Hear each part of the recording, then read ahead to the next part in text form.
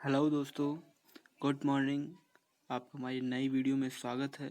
हमने जो पिछली वीडियो में देखा था मेकिंग ऑफ इंडियन कॉन्स्टिट्यूशन के थ्योरी के से रिलेटेड था, तो उसमें अभी हम उसके मोस्ट इम्पॉर्टेंट क्वेश्चन की वीडियो अलग से लेके आए हैं। तो उसमें हम वन लाइनर क्वेश्चन देखेंगे। तो शुरू करते हैं। हमारा पहला क्वेश्चन है, कैबिनेट मिशन के अंतर्गत संविधान सभा के सदस्यों की कुल संख्या क्या थी? तो उनकी कुल संख्या थी 389, मतलब 389।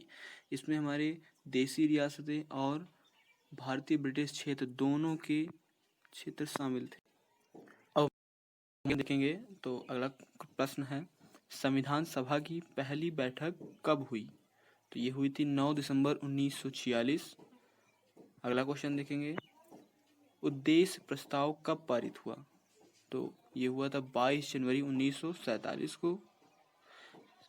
अगला क्वेश्चन देखेंगे, संविधान सभा में विधायिका के रूप में अध्यक्ष कौन था या फिर किसे बनाया गया था? तो वो गया था जेवी मावलंकर को। और जब संविधान निर्माण का कार्य होता था तब उसका अध्यक्ष था डॉक्टर राजेंद्र प्रसाद जी। अगला क्वेश्चन देखेंगे, राष्ट्रीय ध्वज कब अपनाया गया? तो यह है 22 जुलाई 1947 को संविधान द्वारा इसे अपनाया गया था। राष्ट्रीय गीत कब अपनाया गया? 24 जनवरी 1950 को अपनाया गया, जिस दिन हमने अपने संविधान को लगभग पूरी रूप से शुरू कर दिया था। और इसी दिन डॉक्टर राजेंद्र प्रसाद जी राष्ट्रपति बने, उन्होंने राष्ट्रपति के पद की शपथ ली। अगला क्वेश्चन देखेंगे, संविधान निर्माण में कुल कितने रुपए का खर्च आया? मतलब इसमें कुल लागत कितनी थी? तो फिर इसकी कुल लागत थी लगभग 64 लाख रुपए। अगला क्वेश्चन देखेंगे, प्रारूप समिति का अध्यक्ष कौन था? तो प्रारूप समिति के अध्यक्ष डॉक्टर BR अम्बेडकर जी, अर्थात भीमराव अंबेडकर जी थे। और संचालन समिति के अध्यक्ष डॉक्टर राजेंद्र प्रसाद, और राष्ट्रीय ध्वज समिति के अध्यक्ष भी डॉक्टर राजेंद्र प्रसाद ही थे। तो अगला क्वेश्चन देखिए आ गया, राष्ट्रीय ध्वज समिति का अध्यक्ष कौन था? डॉक्टर राजेंद्र प्रसाद जी। अगला क्वेश्चन देखेंगे, जब संविधान पारित हुआ तब कितने सदस्य मौजूद थे? मतलब जिस दिन हमारा संविधान पूर्ण रूप से पारित हुआ उस दिन उस सभा में कितने सदस्य उपस्थित थे? तो फिर 299 में से 284 सदस्य उपस्थित थे। अगला क्वेश्चन देखेंगे, संविधान के पिता और आधुनिक मानव या फिर आधुनिक मनु की संज्ञा किसे दी जाती है? तो यह डॉक्टर भीमराव अंबेडकर जी को कहा जाता है। इन्होंने हमारे संविधान निर्माण में बहुत ही बड़ा योगदान दिया है।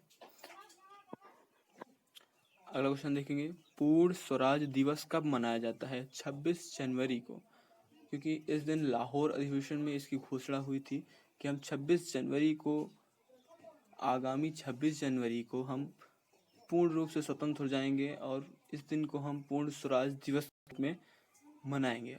इस दिन का ऐतिहासिक महत्व होने के कारण इसी दिन हम लोग आगे चल के 26 जनवरी को ही गणतंत्र दिवस के रूप में मनाते हैं। इसी दिन हमारा संविधान पूर्ण रूप से लागू हुआ था। अगला क्वेश्चन देखेंगे, संविधान सभा की मुहर क्या थी? मतलब उसकी ऑफिशियल स्टैम्प क्या थी? तो उसका ऑफिशियल स्टैम्प था मार्क ऑफ एलिफेंट या फिर हाथी का प्रतीक। अगला क्वेश्चन देखेंगे, संविधान सभा का संवैधानिक सलाहकार कौन था? तो संविधान सभा का संवैधानिक सलाहकार था सर BN राव। संविधान सभा का प्रमुख सुलेखक कौन था? नेक्स्ट क्वेश्चन है, संविधान सभा का प्रमुख सुलेखक कौन था? प्रेम बिहारी नारायण रायजादा जी। मतलब इसका कंपाइलेशन, इसे किसने संग्रहित किया? तो प्रेम बिहारी नारायण रायजादा ने। संविधान सभा के हिंदी संस्करण का सुलेखन किसने किया? मतलब मूल संविधान को अंग्रेजी भाषा मतलब या फिर इंग्लिश भाषा में लिखा गया है,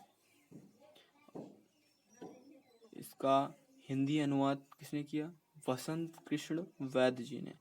और संविधान सभा का सचिव कौन था? नेक्स्ट क्वेश्चन है, तो इसका आंसर होगा HVR अयंगर। अब हम आगे देखेंगे। आज के लिए इस क्लास से रिलेटेड हमारे पास इतने ही क्वेश्चन हैं। तो आपको ये प्रश्न कैसे लगे? हम इसके डिस्क्रिप्शन बॉक्स में इनकी PDF डाल देंगे और इससे रिलेटेड एक ऑनलाइन क्वेश्चन पेपर बना के डाल देंगे जिस पे आप प्रैक्टिस भी कर सकते हैं।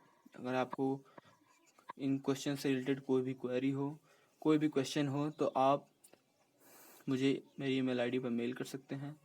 Thank you.